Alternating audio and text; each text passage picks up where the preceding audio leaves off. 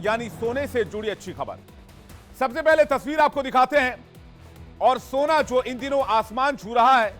आप सोच रहे होंगे कि मैं आपको सोने के सस्ते होने की खबर देने वाला हूं, लेकिन खबर यह नहीं है। खबर इससे अलग है। खबर 100 टन सोने की घर वापसी की है। दरअसल ब्रिटेन से भारत 100 टन सोना यानी कि 1 लाख किलो सोना वापस ले रहा है। भारत के लिए बहुत बड़ी खुशखबरी है, भारतवासियों के लिए बहुत बड़ी खुशखबरी है। वैसे ये सोना भारत का ही है और रिजर्व बैंक ने इस सोने को अब ब्रिटेन से निकालकर भारत लाने का फैसला कर लिया है।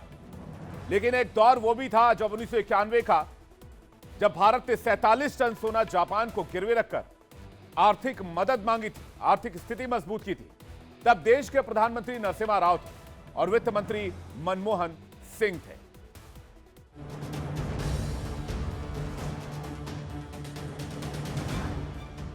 देश के सबसे बड़े बैंक ने ब्रिटेन को कंगाल बना दिया है। रिजर्व बैंक ऑफ इंडिया ने ब्रिटेन से 100 टन सोना वापस मंगवा लिया है।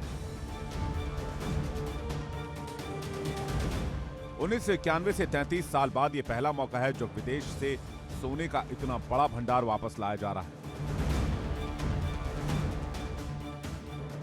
हिंदुस्तान के पास अभी कुल 822.1 टन सोने का भंडार है, जो ईंट के रूप में है।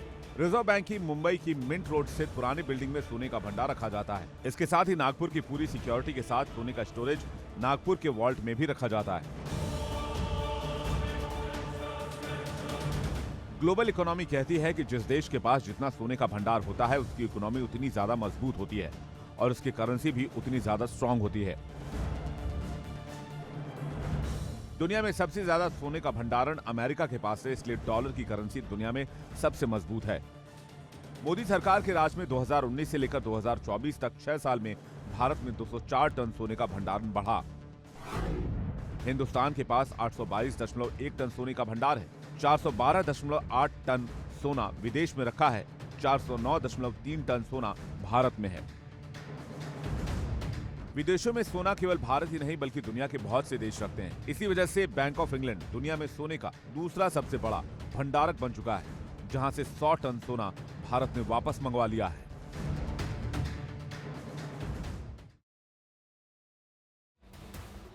सौ टन सोना काफी होता है। ऊपर से जब ये वजन सोने का हो तो मामला काफी थ्रिलिंग भी हो जाता है, जैसे आपने बहुत सी हॉलीवुड फिल्मों में देखा होगा।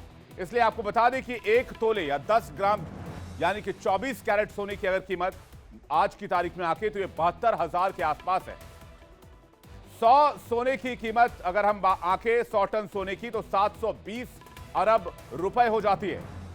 ऐसे में इतने कीमती सामान को भारत लाना आसान तो नहीं रहा होगा, क्योंकि लंदन से मुंबई की फ्लाइंग दूरी 7,194.98 किलोमीटर की है और 100 टन सोने के साथ इस दूरी को सुरक्षित तय करने के लिए महीनों पहले से प्लानिंग की गई थी। इस प्लानिंग में क्या क्या हुआ था हम आपको बताते हैं। इस प्लानिंग में वित्त मंत्रालय, reserve bank of India, Bharat सरकार की सुरक्षा agency, aviation ministry, local authority सभी शामिल थे। गोल्ड लाने के लिए भारत ने एक स्पेशल एयरक्राफ्ट का इस्तेमाल किया। इस सोने पर भारत सरकार के आयात शुल्क में रियायत भी दी गई, लेकिन जीएसटी में कोई राहत नहीं दी गई। इस सोने के भारत आने से आरबीआई अभी तक जो फी बैंक ऑफ इंग्लैंड को देता था, वो अब आरबीआई को भारत को नहीं देना होगा। लेकिन 1991 में क्या हुआ था, जब 47 टन सोना गिरवी रखा गया था। कहानी 1991 की भी जान लीजिए। 1991 के वक्त भारत की इकोनॉमी एफडीआई के लिए खुली नहीं थी और आर्थिक संकट इतना ज्यादा गहरा हो गया था कि कुछ दिनों का पेट्रोल खरीदने का ही पैसा भारत के पास बचा था। देश का विदेशी मुद्रा भंडार 1.1 अरब डॉलर का ही रह गया था। इतनी रकम 3 हफ्ते के आयात के लिए भी पूरी नहीं थी। जब भारत की आर्थिक स्थिति को बचाने के लिए रास्ता निकाला गया था, तो इसमें रास्ता था सोने को गिरवी रख दिया जाए। नरसिम्हा राव सरकार ने 1991 में बैंक ऑफ जापान के पास 47 टन के करीब सोना गिरवी रखा था और $400 मिलियन का लोन लिया था, जिसके बाद देश की आर्थिक स्थिति को संभाला गया था। बताया गया कि वो सोना था जो कि तस्करों से पकड़ा गया था और देश की बैंकों के पास जमा था। रिपोर्ट बताती है कि इस दौरान 20 टन सोना बेचा भी गया था। लेकिन आज की तारीख है जब भारत 100 टन सोना वापस ला रहा है और एक बार फिर से भारत को सोने की चिड़िया बनाने के रास्ते पर अग्रसर भारत हो रहा है।